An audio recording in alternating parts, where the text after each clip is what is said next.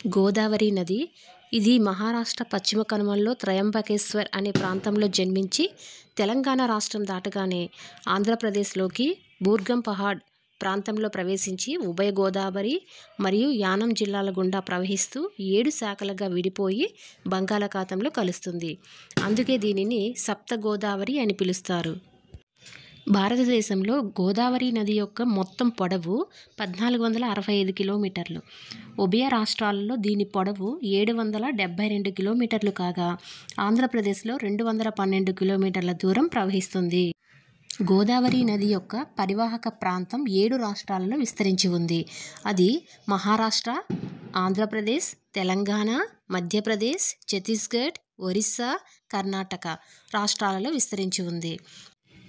ఆంధ్రప్రదేశ్లో గోదావరి నది ప్రవహించే జిల్లాలు ఏలూరు, అల్లూరు సీతారామరాజు జిల్లాలకు, అలాగే పశ్చిమ గోదావరి, తూర్పు గోదావరి జిల్లాలకు సరిహద్దుగా ప్రవహించి రాజమండ్రికి దిగువన ధవళేశ్వరం వద్ద గోదావరి నది 7 శాఖలుగా విడిపోతుంది. ఆ శాఖలు ఏంటంటే, ఒకటి గౌతమి, ఇది తూర్పు గోదావరి జిల్లా కాకినాడ తీరంలోని యానం వద్ద బంగాళాఖాతంలో కలుస్తుంది. రెండవది వశిష్ట, ఇది పశ్చిమ గోదావరి జిల్లా అంతర్వేది వద్ద బంగాళాఖాతంలో కలుస్తుంది.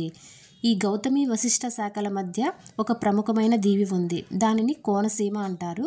ఇది ఆంధ్రప్రదేశ్ ఉద్యానవనంగా పిలుస్తారు. 3 వైనతేయ, తూర్పుగోదావరి జిల్లా కొమరగిరి పట్టణం సమీపంలో ఉన్న ఓడలరేవు వద్ద బంగాళాఖాతంలో కలుస్తుంది. 4 తుల్య, తూర్పుగోదావరి జిల్లా బెండమూరు లంక వద్ద బంగాళాఖాతంలో కలుస్తుంది. 5 భరద్వాజ, ఇది తూర్పుగోదావరి జిల్లా బెండమూరు లంక వద్ద బంగాళాఖాతంలో కలుస్తుంది. ఈ తుల్య, భరద్వాజ ఈ 2 శాఖలు కూడా తూర్పుగోదావరి జిల్లా బెండమూరు లంక వద్ద బంగాళాఖాతంలో కలుస్తాయి. 6 కౌశిక, ఇది వశిష్ట శాఖతో కలుస్తుంది. 7 ఆశ్రేయ, ఇది వైనతేయ శాఖతో కలుస్తుంది. గోదావరి నది యొక్క ఉపనదులు. కుడివైపు ఉపనదులు మంజీరా, మూల, కిన్నెరసాని, మానేరు, పెదవాగు, ప్రవర.